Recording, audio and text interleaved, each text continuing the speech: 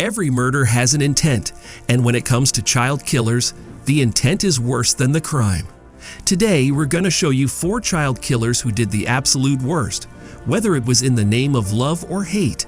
And because they got sloppy and caught, we'll show you how they reacted to their life sentence, starting with the case of the lovers who couldn't win their parents' approval. These 2 loudmouth lovebirds are 16-year-old Sierra Halseth and 18-year-old Aaron Guerrero. These 2 dated from June 2020 to December 2020, till their parents stopped them when they found out that they had plans to leave for Los Angeles together. For the parents, this meant only one thing. So the girl's father, Danny Halseth, made sure the 2 would never see each other again, but Guerrero didn't like that at all. So on April 8, 2021, he ran away from home and the teenagers purchased a circular saw blades, bleach, lighter fluid, disposable gloves, and drop cloth. All the ingredients to be used the next day because on the next day, Daniel Halseth's body was found burnt and stabbed 70 times in their northwest Las Vegas home. And the biggest thing that the police had against them was this video that they filmed and posted on the social world to see. With this cringy video blaring inside the courtroom, the 2 had no choice but to plead guilty to the murder and also admitted attempting to set the house on fire, taking his car and debit card to flee to Salt Lake City. That means a string of charges was in order. The pair stayed cold and remorseless till the end as District Judge Tiara Jones sealed their fate. If you think these 2 are horrible for killing her father, you have to stay till the end to see the family tree killer. But before that, let's move on to Tyler Hadley, the Florida teen who wanted to throw a killer party. But there was just one problem: his parents were too strict. No one even believed that Tyler could throw a party because they knew his situation. And when they asked him, he replied, "I'm working on it."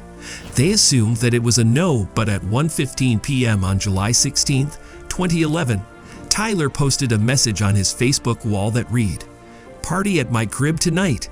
Maybe." That maybe still meant that it was unconfirmed, but it only took him 7 hours to change that maybe to hit me up.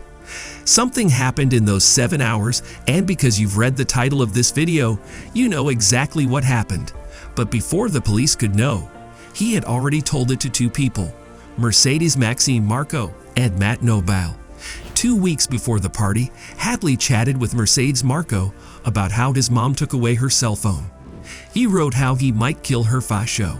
At 9:40 a.m. on the morning of the killer party, his friend followed up by asking, "Did you do it?" To which he replied, "No, but I'm gonna." Around 11 p.m., the party got a little too wild.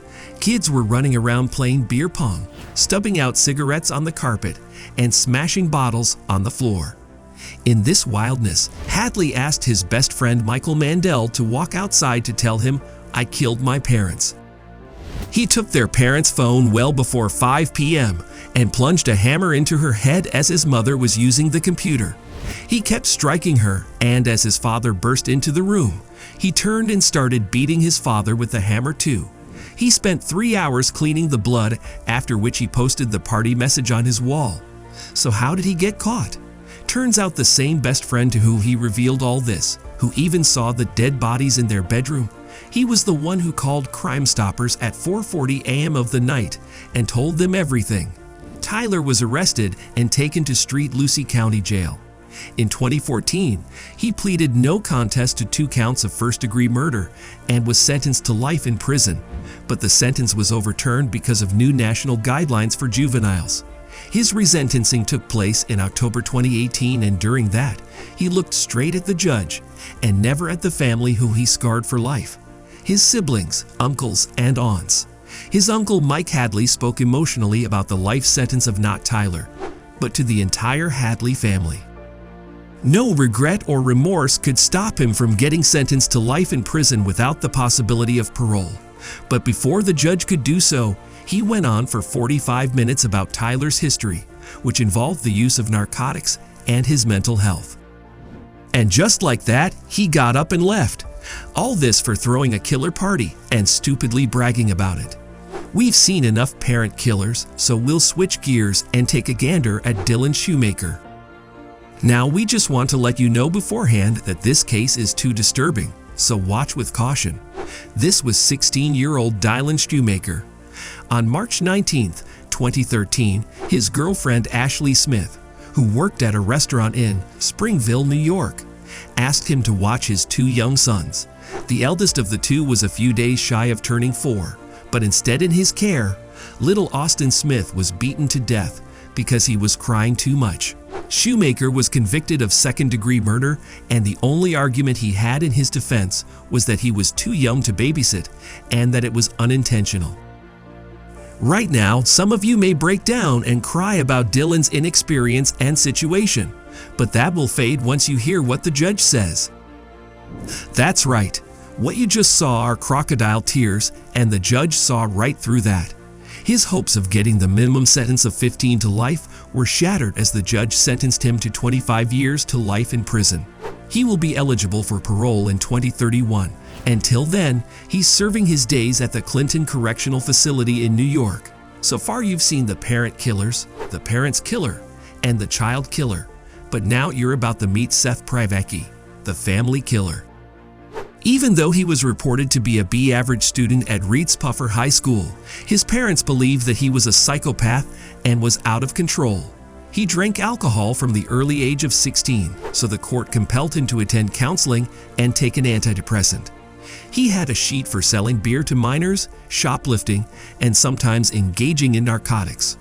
On Thanksgiving 1998, the Privecki family planned for a delayed holiday dinner. At a time when everyone was thankful for each other, Seth's father threatened to kick him out and that his parents no longer loved him. His aunt later said that his car had been taken away after he received a C on his report card. This to Seth was outrageous, so he decided to do the worst. He went upstairs, got his father's .22 Ruger handgun, and after his father left to pick up his grandfather, Privecki first shot his brother and dragged his body into the basement. When the father and grandfather returned, he shot both of them. He even shot his grandfather twice just to make sure he was dead. His mother had just gotten out of the shower when Privecki went up and shot her too. His brother's girlfriend arrived at the house, and as soon as she saw the bodies, Privecki shot her as well. 5 kills in just a few hours. After the girlfriend's parents got worried and went to the Privecki family house, they called the police after finding the scene of the crime. Instantly, there was a manhunt for Privecki which lasted for 13 hours, till he was finally apprehended. While he was ready for the sentencing of his heinous crime, the only thing he gave was a short apology, or better yet, a sarcastic apology. While he is right about that, we can't deny how cold he looks as he is about to face life in prison without parole. And while there is very little info about him out there, the latest thing we've heard about him is instant karma. On July 15, 2010 at the Kinross Correctional Facility, there was an attempted prison break by 3 inmates. One of them was Seth Privecki. However, as the sirens went off and the guards acted swiftly, Privecki was shot and killed. Now that's what you call karma, even if it came after 12 years. In these 4 cases, we saw not only the vile intent behind the murder, their cold and sometimes fake reactions to life sentences, but just how misguided and dangerous these minors can be. They will take a chance on their freedom for a chance at personal freedom, whether it is in winning someone's approval, getting approval, or demanding approval. Either way, this was how these monsters reacted to their life sentences as they slowly faded to become lifers. We hope you've watched up until now and would like to know which case got your heart racing the most. And do you think they should be given a harsher sentence than the ones they got, especially Mr. Crocodile Tears here? Be sure to tell us in the comments below. Thanks again for watching.